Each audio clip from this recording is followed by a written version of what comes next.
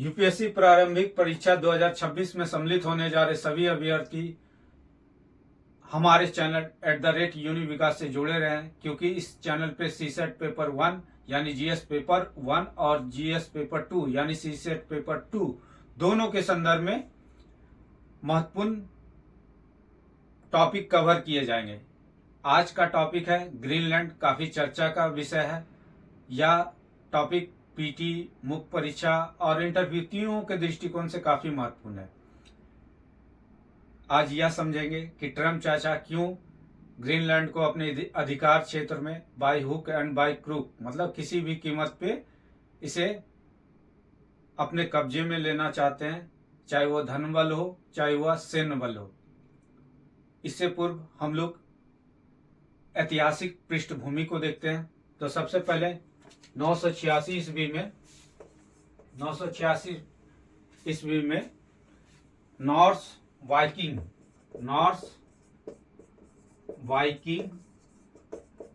Eric the Red के द्वारा Norse Viking Eric the Red के द्वारा इसकी यहाँ पर बस्तियां बसाई गई और यह उस समय नॉर्वे का अधिकार क्षेत्र में था। लेकिन 1721 ईस्वी में हेंस इडगे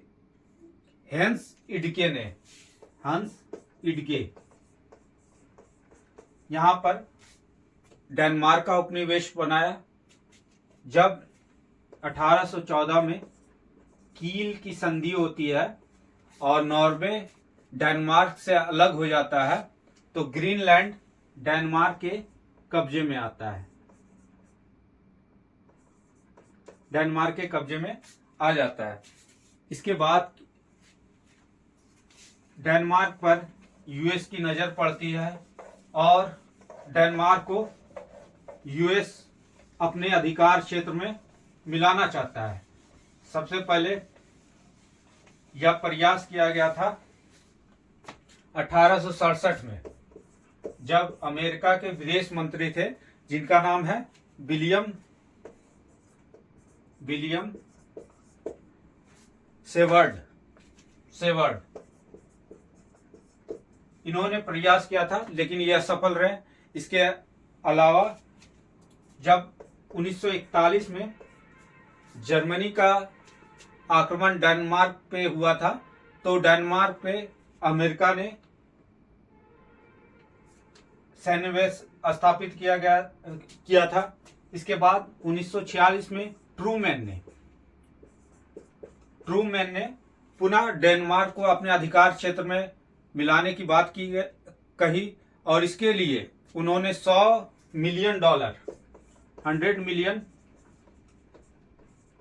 का प्रस्ताव दिया था, लेकिन डेनमार्क ने इसे ठुकरा दिया। और इसी समय थूले में, जो अभी वर्तमान में पीटूपिक अंतरिक्ष बेस के नाम से जाना जाता है, यहां पर ये पीटूपिक इस इलाके में, यहां पर अमेरिका ने एक बेस बनाया, सैन्य बेस।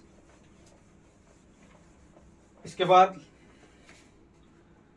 वर्तमान में भी 2019 में ट्रम्प सरकार के द्वारा इसे अपने अधिकार क्षेत्र में लेने का प्रयास किया गया और दूसरे कालक्रम में वेनेजुएला के बाद यहां पर और ट्रम्प की आक्रामकता तेज हुई।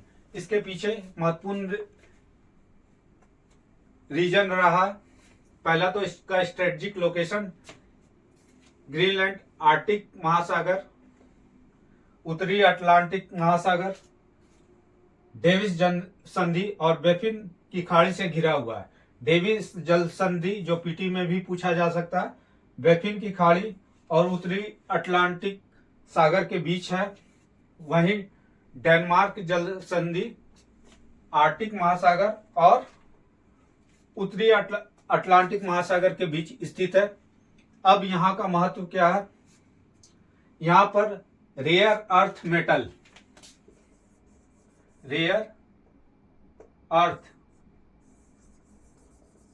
मेटल पाया जाता है। जो काफी महत्वपूर्ण है, जो भविष्य में इलेक्ट्रॉनिक्स उद्योग, लिथियम बैटरी वगैरह बनाने में काम आएगा। जैसे उस मेटल का नाम नियोडियम, जिसे NaND बोला जाता है। इसका परमाणु संख्या 60 है, बहुत रेयर रूप से प्राप्त होता है। इसके अलावा डिस्पेरियम,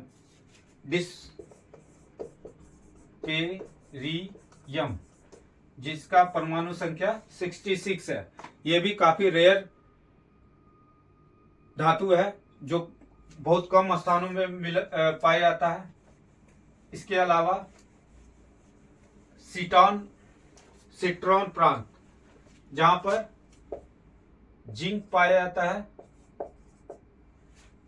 ये कनाक क्षेत्र काफी इंपॉर्टेंट है, वहां का खनिज संसाधन प्रदेश है, जहां रेयर अर्थ मेटल खूब मात्रा में पाया जाता है। इसके अलावा रेयर अर्थ मेटल नसार्क में भी पाया जाता है।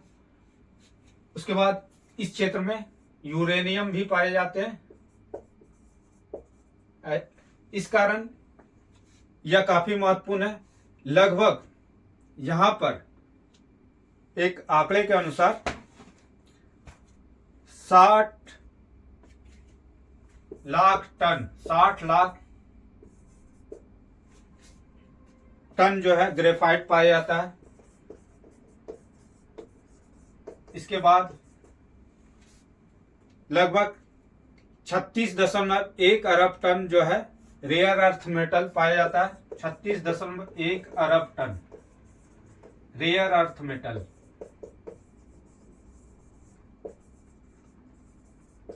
इसके अलावा लगभग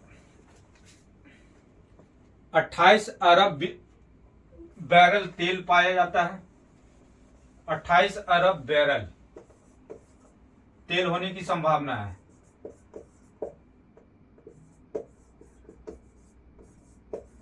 जो खनिज संसाधन के दृष्टिकोण से काफी महत्वपूर्ण है। इसके अलावा एक अनुमान है कि 2050 तक जलवायु परिवर्तन के कारण इसके पूर्वी क्षेत्रों में कटाव आएगा। कटाव आने के कारण क्या होगा, यहाँ पर एक रास्ता बन जाएगा इसके बीच से, और ये रास्ता जो होगा, इस रास्ते के माध्यम से क्या नौकाओं का आवागमन तेजी से हो जाएगा और तेल ढोने की प्रक्रिया इससे बढ़ जाएगी, और ये स्ट्रेटेजिक रूप से काफी महत्वपूर्ण हो जाएगा। इस कारण भी यूएस क्या करना चाहता है, यहाँ पे अपना अधिकार क्षेत्र जमाना चाहता है। एक और महत्वपूर्ण बात, लगभग यहाँ पर 20% जो है शुद्ध जल होने की संभावना है। अब भविष्य में शुद्ध पानी मिलना काफी मुश्किल है। इस कारण भी यूएस इस क्षेत्र पर अपना अधिकार प्राप्त करना चाहता है। ये सब कारण है। और एक और कारण है, यूएस के द्वारा रसिया और चाइना का प्रभुत्व इस ग्रीनलैंड से समाप्त करना चाहता है, या उसके प्रभाव को कम करना चाहता है, या समाप्त करना चाहता है। इस कारण भी यूएस जो है आतुर है ग्रीनलैंड को अपने अधिकार क्षेत्र में शामिल करने के लिए। आज के वीडियो में इतना ही। फिर आगे हम लोग एक नए टॉपिक के साथ उपस्थित होंगे। तब तक के लिए धन्यवाद।